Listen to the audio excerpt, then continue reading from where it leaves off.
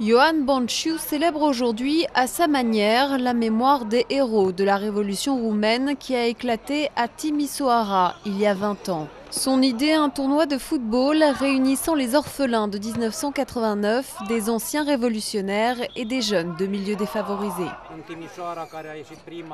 Nous sommes les premiers à faire de telles commémorations, à faire quelque chose de différent, en plus des dépôts de germes et des larmes au cimetière.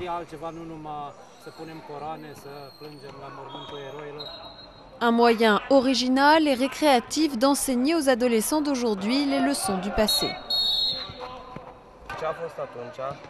Ce qui s'est passé à l'époque ne doit jamais être oublié. Les jeunes d'aujourd'hui, surtout ceux qui n'ont pas connu cette époque, doivent connaître la différence entre avant et maintenant. On n'avait absolument pas de liberté avant. Maintenant, on l'a.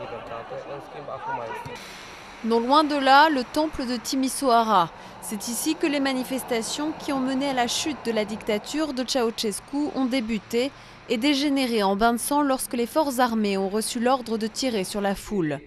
À l'origine de ce mouvement de protestation, l'expulsion d'un pasteur protestant très critique envers le pouvoir en place. Ioan Bănciu faisait partie des manifestants. Il a perdu sa femme Georgeta ce jour-là. Touchée par une balle, elle est morte dans ses bras. Je ne peux pas dire que je n'ai pas été d'une certaine manière fier d'avoir participé aux manifestations, mais le sentiment de douleur a été plus fort que la fierté d'être révolutionnaire. Comme beaucoup de proches des manifestants, Ioan Bănciu n'a jamais retrouvé le corps de sa femme. Pour se recueillir, il ne lui reste plus que ce prisme noir posé dans ce cimetière.